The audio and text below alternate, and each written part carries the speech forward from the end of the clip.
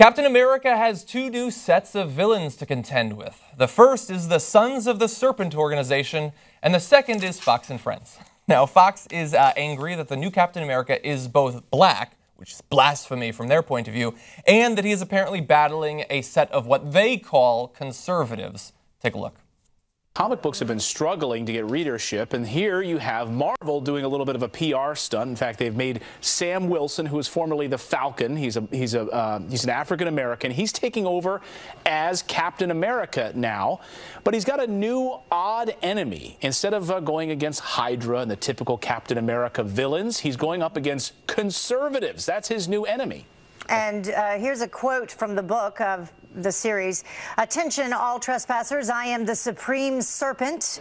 By invading this sovereign land, you defy the laws of God, nature, and the United States Constitution. Therefore, I hereby apprehend you by the power vested in me by the aforementioned God, nature, etc., etc. So who is this serpent? Is this serpent an Islamic extremism, an ISIS member bent on destroying Western civilization? No.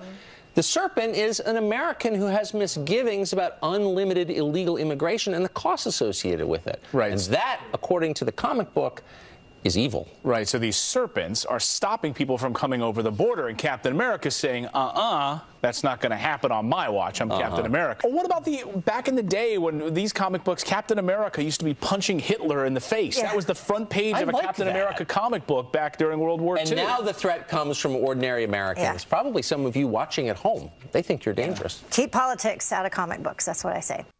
Okay, that's so awesome in so many different ways.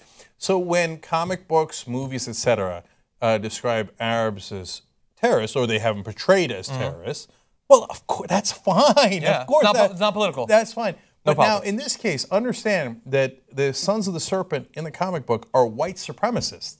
That's why they're wearing that quasi-hood around their face that you saw in that clip, okay? So these guys are saying, well, what's wrong with white supremacists, right? I mean, that's you guys in the audience, right? And they're saying, how dare you say that any white people could be white supremacists?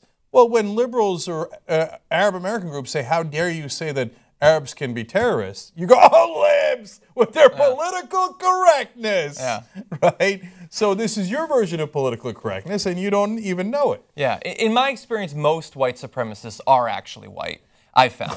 So they should look into that. First of all, I love that that Captain America being African-American is a publicity stunt, even though he's an established character. It makes sense that he could, Sam Wilson could become Captain America. Second of all, I looked into it. You can't actually spell African-American without America. And so I think that he has the qualifications he needs. And finally, so this is from Wikipedia. I did some deep research. This is the description of Sons of the Serpent. Racist super patriots who oppose all racial, ethnic, and religious minorities.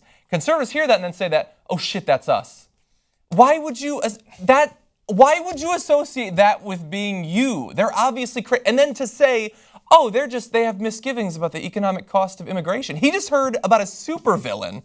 Oh, Lex Luthor, he's just an innovator in business. I don't see what your problem is with him. You think they're not going to go there? Doc Ock has so many arms. What's the problem? And he's a doctor like Ben Carson? Exactly. He can rip open someone's skull just like Ben Carson. Yeah. They're fools. No, but think about it, right? So I don't know what race people want to put me into, but John's clearly white. Okay. I am. Okay. What is it? Half Italian, half Irish, something along those lines? German, Austrian, a whole bunch of stuff. The dude is white. Exactly. Okay. When he reads about the Sons of the Serpent, he doesn't think, oh, no, they're coming after me. You know why? Because he's not a white supremacist, right? He doesn't hate the other races. 6 years clean. Right. The tattoo, actually, if you zoom in. Whereas Fox News looks at it, they're just as white as John, and they go, ooh, that's us. Oh, they're attacking us. They're attacking us. Now, why'd you make that assumption? Right? And then, finally, think of the comical, it's apparently appropriate, interpretation of what they think Captain America should do, right? By the way, just a real quick aside, Captain America used to do propaganda. We're super happy he did it because it was against the frickin' Nazis, right?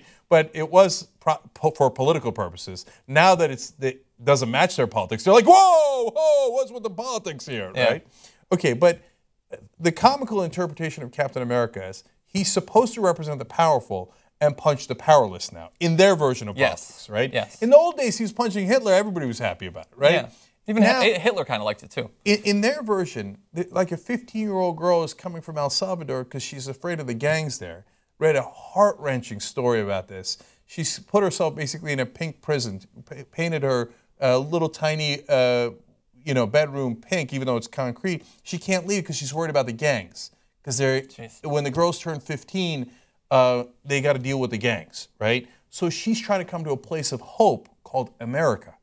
And Captain America, when he sees her, according to the Fox News version of Captain America, is supposed to punch her in the face. And go, I got you, you 15-year-old girl. You think you're going to cross into here? No, we're keeping all the goodies for ourselves and not for you. So go back to El Salvador, Captain America. Well, if that's your version of Captain America, no wonder you people are hideous, right?